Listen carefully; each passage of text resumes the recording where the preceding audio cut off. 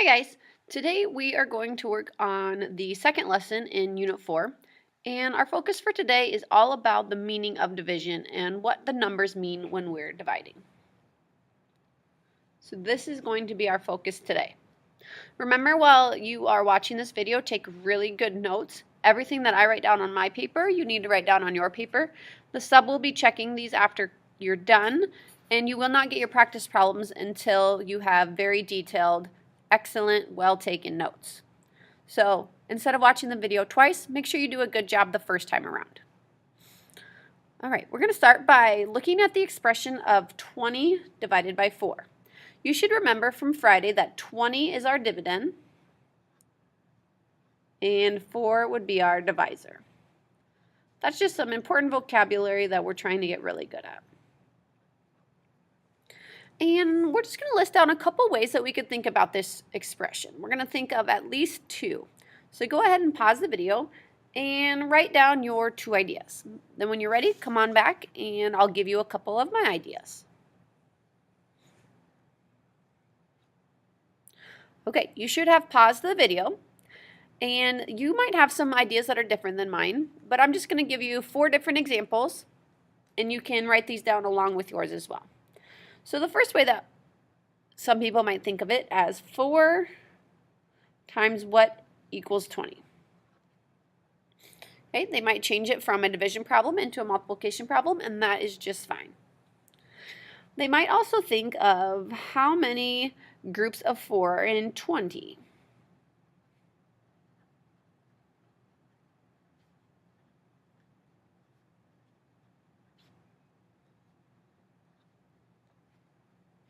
Okay, some people might say how many are in each group.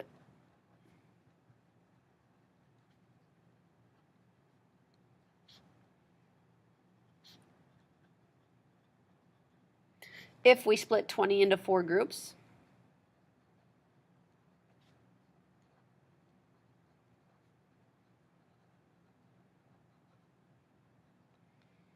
And you might even think about rearranging your division problem like we learned how to do on Friday. So you might even think of the fraction 20 over 4. Okay. What we will notice here is there's a lot of different ways to think about it. Hopefully you even had some that are different than mine. But what you will see here is that 4 times 5 is 20. How many groups of 4 are in 20? That would be 5 groups. And how many are in each group? If we have 4 groups, there would be 5 in each group. And the fraction 20 over 4 simplifies to the number 5. So our answer is still the same no matter what way we think about it. Let's move down to activity 2. Activity 2 says that a baker has 12 pounds of almonds, and she's going to put them into bags, and she wants each bag to have the same weight.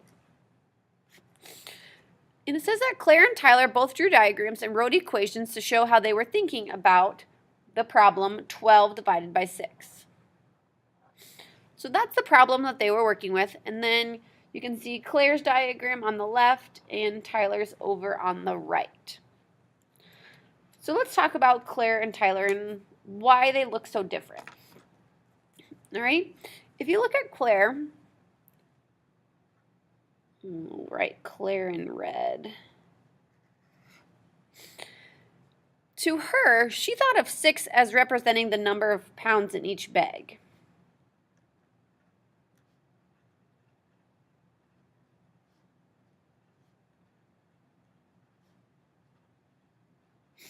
So when she thought of 12 divided by 6, she decided, well, there's 6 pounds in each bag, which would mean that there are 2 bags total.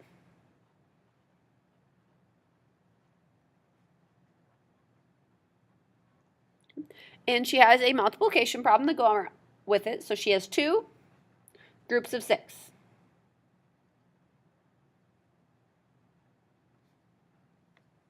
Perfect. That's one way that you can think about it. Now let's take a look at Tyler's, because his is a little bit different. In Tyler's example, he thought of 6 as the number of bags. So Tyler thought, well, I have 12 total, and I'm going to put them into 6 different bags. So that means that 2 pounds have to go in each bag.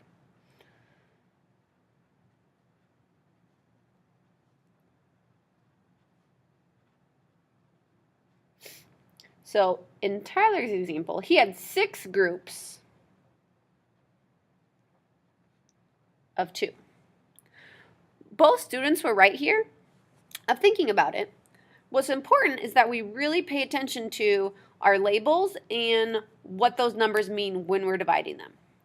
Okay, so if Claire's going to think of this as 12 divided by 6, we need to realize that that means that she has 6 in each group. Okay, so there's 6 pounds in each bag. Where Tyler was thinking about it a little bit differently, where there were 6 bags. So he drew 6 bags here and then decided to put 2 in each one. Okay, let's move on and keep working on what we have here. We're going to do some of our own practice problems. Let me scooch that down.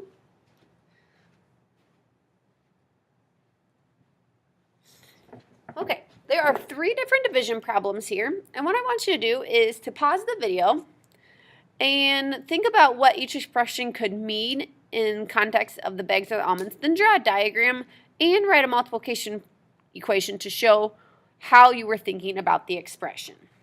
Okay, so I'm going to go ahead and stop the video here. I want you to give one of these a try and then come on back to the video and we will talk about it. Okay, let's look at 12 divided by 4. There are 2 ways that we could think about this equation. We could think of 4 as the number of bags. Okay, so if we have 12 total and we're going to have 4 equal bags, that would be like thinking of the equation 4 times what is equal to 12. Or we could think about it a different way. We could think about as 4 representing the number of pounds in each bag. Okay, so here we have 4, and we would draw out the bags with 4 on the inside until we got to 12. So that would be like what times 4 equals 12. And here, or in this example, we are missing the number of groups. And that is what we are trying to find out. Here, we are missing the amount in each group.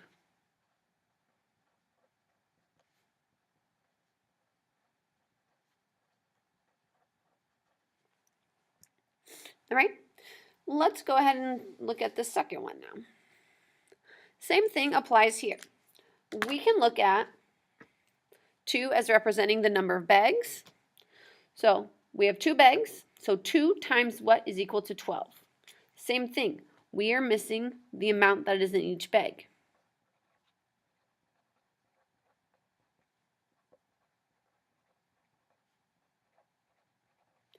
Or we could think of 2 as the number of pounds in each bag. Okay, so we have groups of 2, so we're wanting to figure out how many groups of 2.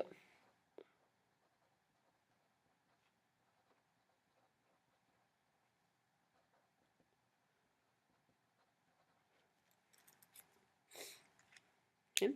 Your drawings do not have to be very detailed. They can look like actual bags if you want them to, or they can be as simple as a rectangle. You could draw them connected so it looks kind of like a tape diagram. Whatever makes sense to you and helps you understand the problem. Okay, this last one's a little bit trickier. We have 12 divided by half. So now since this involves a fraction, we can think about our kind of shortcut rules from Friday, where if our divisor is greater than our dividend, then that means that our answer would be less than 1. Okay, our dividend is greater than our divisor here, so 12 is bigger than a half, so that means our answer is going to be greater than 1. Now 12 is a lot bigger than a half, so our answer is going to be a lot bigger than 1. So first, if we think of half as being the number of bags, okay, if we have half a bag, I colored in half of one rectangle because we only have half of one. So that means we have half times what is equal to 12. Okay, that means we're missing the total amount in one bag.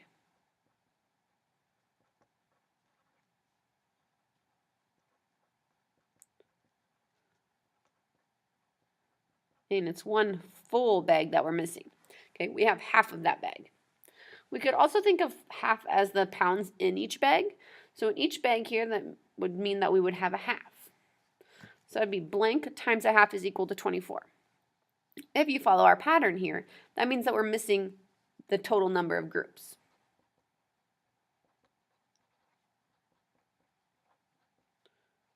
We know that each group is a half, and we're missing how many total groups there are altogether. Okay. You will be drawing diagrams like this today and tomorrow. So like I said, they do not have to be detailed. They can be as simple as rectangles. They can look like a tape diagram, or you can make them realistic if you want them to look like an actual bag.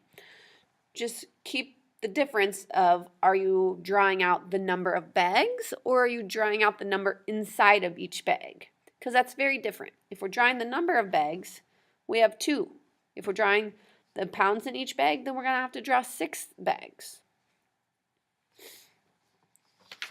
Okay, we're going to skip the "Are you ready for more" part and take a look at the lesson 2 summary. Okay, what we practiced learning today is that the expression 24 divided by 3 can be understood in 2 different ways.